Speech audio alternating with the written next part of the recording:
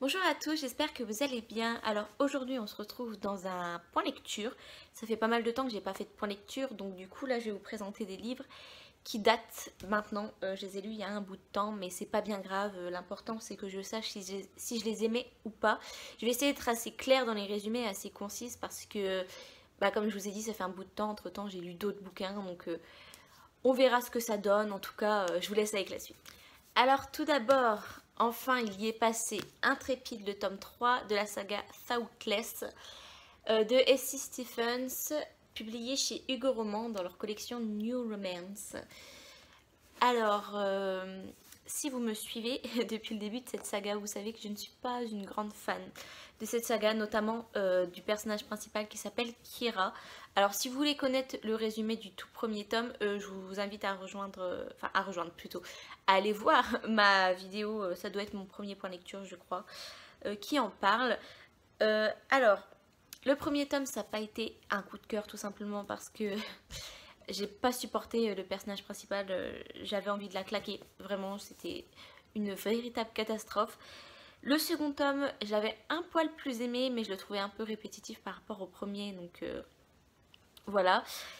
Mais le troisième tome, j'étais surprise, vraiment, parce que je l'ai plutôt bien aimé. Je me suis même prise de sympathie pour Kira, et pourtant c'était pas gagné du tout. Et ouais, on voit les personnages plus évoluer, mûrir, pardon. Et ça fait vraiment du bien de voir des personnages mûrir et de voir qu'au final, j'ai bien aimé leur histoire. J'ai bien aimé ce troisième tome. Il était vraiment bon. Pour être honnête, il était vraiment bon.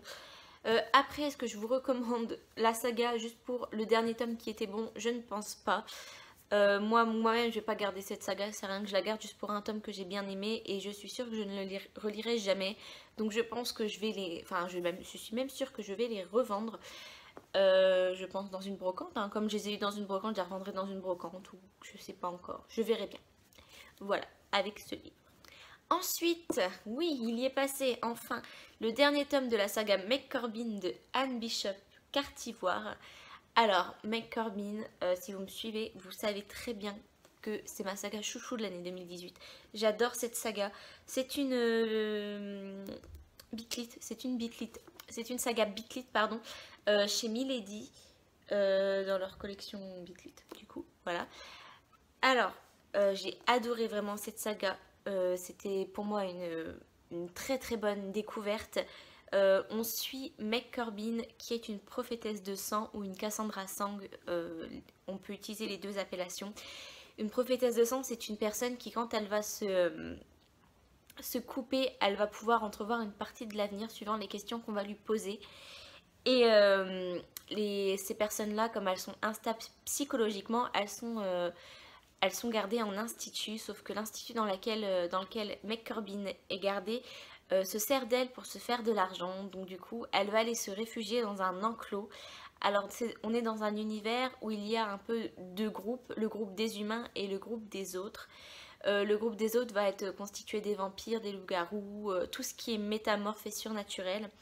Et ça va être il va y avoir un peu une guerre entre les deux groupes, tout simplement parce que les humains s'octroient beaucoup de droits vis-à-vis des autres, alors que ce sont les autres qui les autorisent à vivre sur leur terre. En fait, même s'ils s'éloignent d'eux, ils les autorisent quand même à faire beaucoup de choses sur leur terre, et les humains ont tendance à beaucoup l'oublier.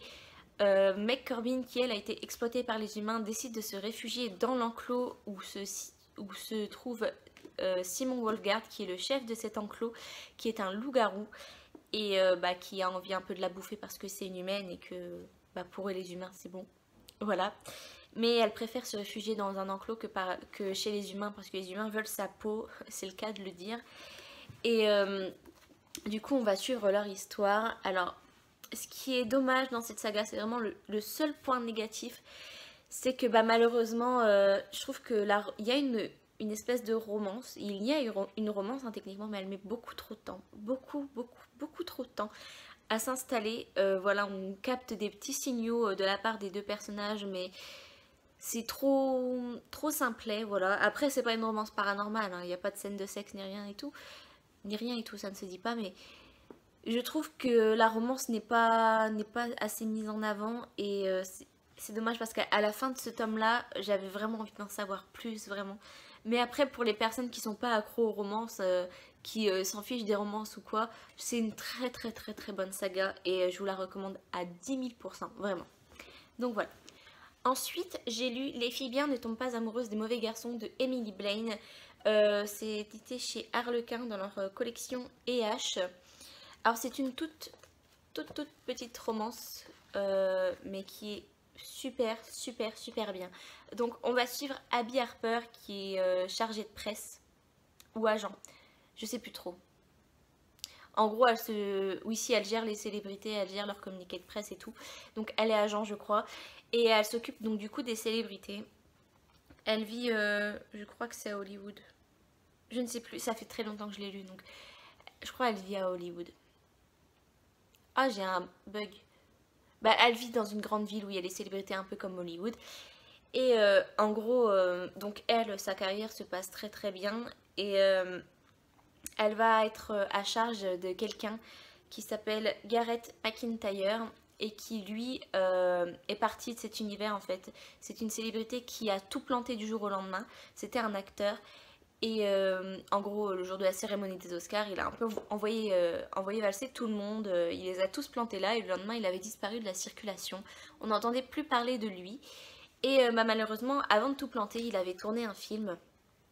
Et donc, il y allait avoir les avant-premières de ce film. Et elle a été du coup sur le dossier de Garrett et elle a dû aller le convaincre de venir aux avant-premières et tout. Et donc on va suivre cette histoire, elle va retourner un peu les environs pour le retrouver, et elle va le retrouver sauf que lui il est plus trop en bon terme avec tout ce qui est le milieu des célébrités et tout. Donc du coup ça a été un peu un choc des titans on va dire, entre guillemets, hein. Un choc entre les deux personnes et elle va pas comprendre pourquoi il a craché sur tout cet univers qui est fait d'or et de paillettes. Et lui, il va pas comprendre pourquoi elle continue à s'obstiner, pourquoi elle est si obstinée à vouloir le ramener.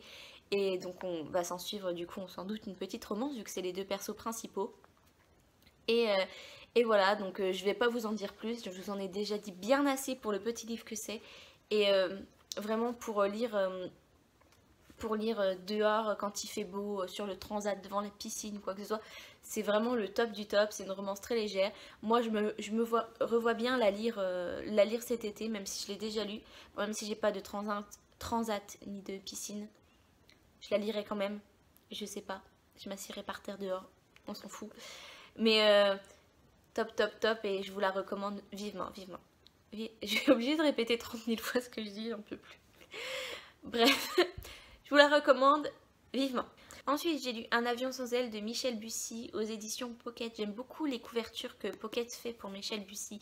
Je les trouve toujours très jolies, elles attirent toujours mon œil. Elles sont simples, mais c'est peut-être parce qu'elles sont simples, j'en sais rien, mais j'aime beaucoup. Elles me donnent beaucoup envie de lire ces livres. Et celui-ci, donc, c'est le deuxième que j'ai lu. Le premier, je l'avais adoré et celui-ci n'a pas fait exception à la petite règle.